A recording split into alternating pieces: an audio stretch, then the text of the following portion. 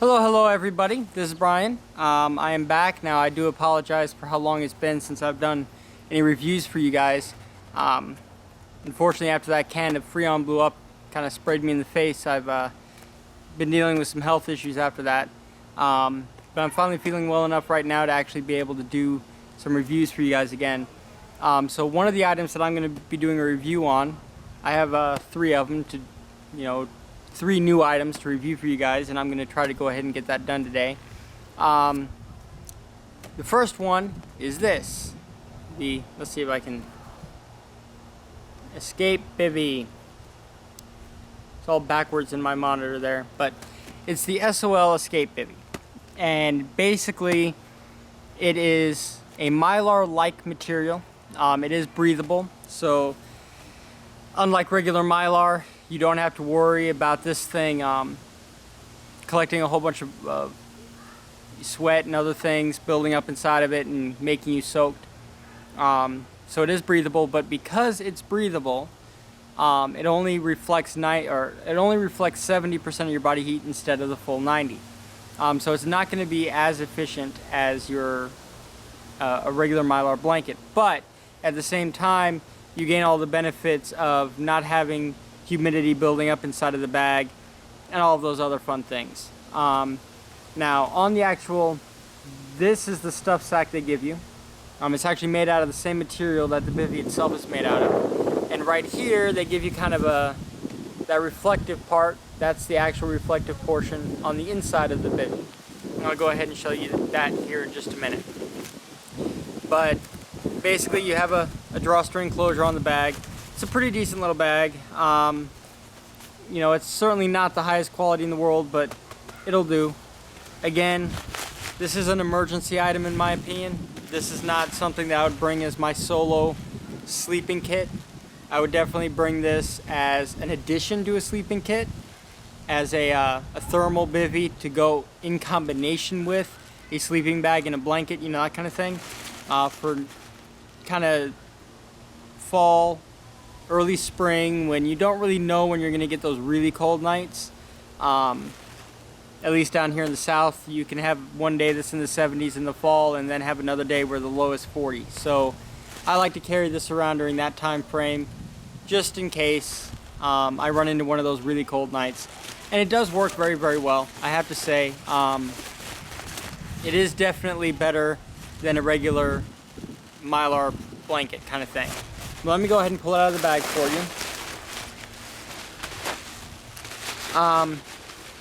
One thing that I would like to note is that it does have a foot box here at the bottom, but it is more of a mummy shape. Now let me go ahead and undo it here. It isn't as loud as a Mylar blanket.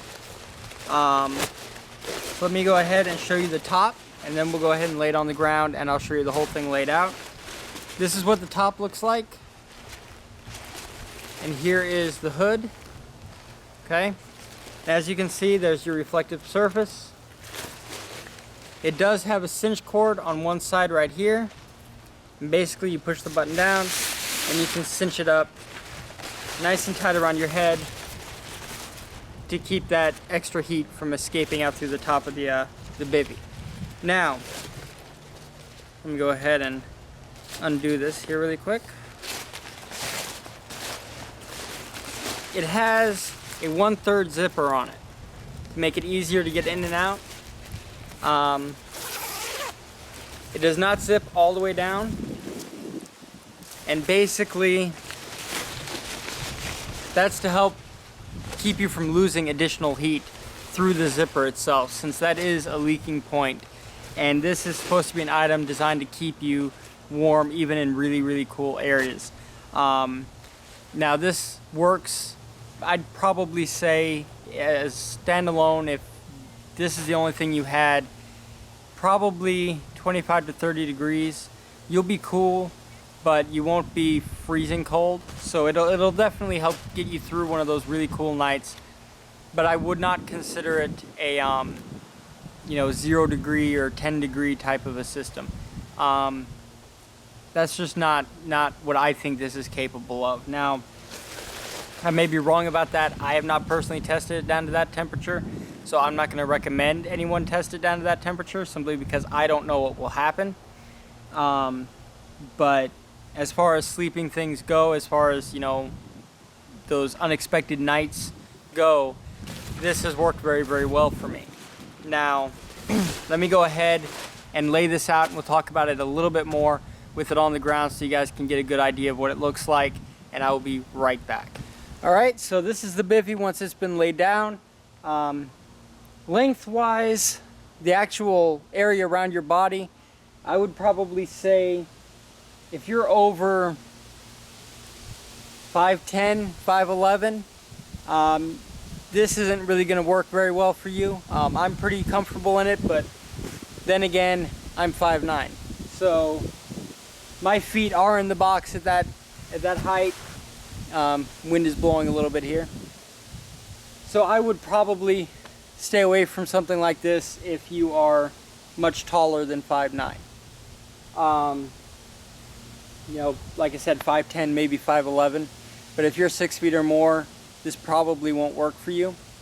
Now, one thing that I wanted to talk to you guys about is the fabric itself. Okay. The fabric, it almost feels like paper. If you guys have ever taken a piece of paper and crumpled it up so much that it becomes soft, that's almost what this feels like, what the exterior fabric feels like. It's an odd material. I've never seen it before on something like this, so I find it kind of interesting. Durability wise, I would say it's pretty durable. I wouldn't consider it something that you're going to use for years and years and years and years and years and never have to replace. But it will probably last you a couple of years, assuming you're not using it every single day or anything like that. If you're careful with it, if you pay attention to where you're putting it, so you're not putting it on things that are going to poke holes in it or anything, it'll last you a pretty decent amount of time.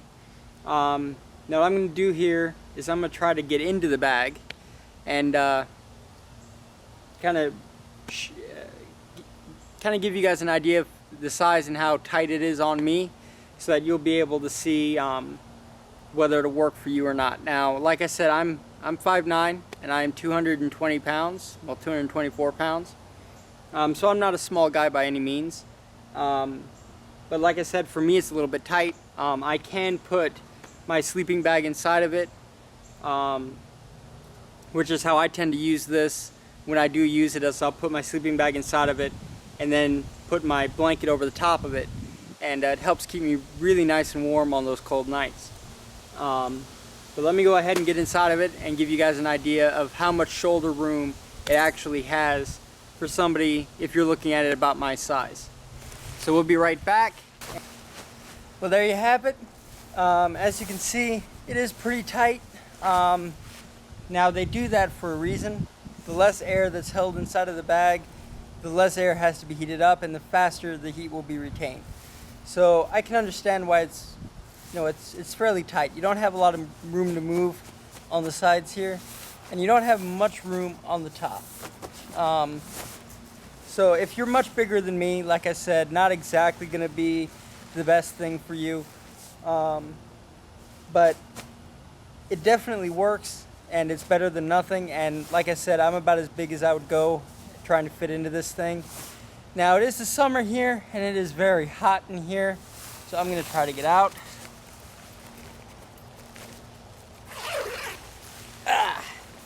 Gotta let some of that hot air out.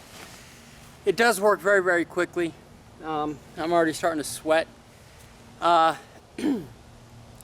So, general kind of impressions on it based on what I've used it for, and you know, how well it's worked for me. It's definitely worth the money. It is I think it's $35 for this one, and then they have an OD green that's like $45. I do consider it worth that money because it does work, and it does work a lot better than most Mylar blankets and Mylar sleeping bags. So in my opinion, if this is something you're looking at buying and that's why you're watching this review, definitely go ahead and buy it. It's worth every penny in my opinion. But like I said, this is not an item that I would not expect to replace. So if you're, for example, building a bug out bag a long-term bug out bag where it's going to last years and years and years, do not consider this item a lifelong purchase, because eventually it will fail. It hasn't on me yet. I haven't had any problems. I've had it for about 6 months now. But as far as serious heavy use goes, I would not expect this to last more than probably 3 or 4 years, to be brutally honest with you. So again, if this is going to be an every now and then type of purchase, go ahead and pick one up. If this is going to be something that you want to consider as your primary sleeping system, find something else, because this will not, A, it's not comfortable enough to use it for that purpose, and B, it's not durable enough to use it for an every night sleeping system. But that's my opinion on it. Now I will meet you guys back in the chair here and we'll give the final thoughts and my ratings on it. I will see you guys in just a second. And I'm back. Now, one thing that I don't like about it, and it's not actually with the bivvy itself, it's with the stuff sack that it comes in. Personally, I feel like I'm going to rip this thing every time I try to stuff it back into the little tube. Because like I said, the material that this is made out of is the exact same material the bivvy is made out of. And with the amount of force you had to put on it to pack it back down, I always feel like I'm going to rip it. So if you're going to buy this, I'd probably go ahead, in fact I probably will, buy a cloth stuff bag for it. An actual stuff sack, rather than using this continually, because I always feel like I'm going to pop the bottom out or something like that. So that's really the one drawback, and it's not with the item itself, it's with the bag it comes in. My overall rating of this thing is probably going to be a 4 out of 5. And the reason I give it a 4 out of 5 is because I'd love to see a bivvy like this that is designed more for long-term use. You know, a more sturdy cloth making up the main portion of it to give it a little more rigidity. I would also like it to be a little bit bigger, you know, add a couple of inches on each shoulder, you know, that kind of thing, to be a little more comfortable. But that's really what I would like to see. And in my opinion, that would make it a 5 out of 5. Pretty completely a 5 out of 5 in my opinion. And there isn't anything like that currently available. So if you're an inventor and you're watching this video, try to take this and try to make something a little bit more durable out of it. See what you can come up with. But that's pretty much my view on it. It's a 4 out of 5. It's definitely an item worth purchasing. If you're looking at this video and you want to buy it, go ahead and buy it. Just make sure that you're buying it for the right reason, and you're not buying it for what a lot of people do, which is, hey, I'll buy this and it'll be my 3-season bag. You know, it doesn't really work out like that. Weight wise, it's really light. It's about probably 8 ounces or so, 5 to 8, somewhere in there. Very, very light. Size, for a Mylar bag, it's a fairly large bag. That's why, honestly, I see this being put more so in people who are camping out in cooler weather, and so something like this is necessary. It's a lot easier to carry something like this and add it to a sleeping system than it is to carry a massive sleeping bag that kind of does everything, even though the temperatures aren't always going to be that cold. But yeah, I mean, really good product, really good item. I really do like it. My recommendation is to go out and buy it. Sorry if I rambled a little bit. Got to get used to doing videos again. But otherwise, please have a great night. And as always, if you like this video, please hit the like button and subscribe. Thank you guys so much. Bye-bye.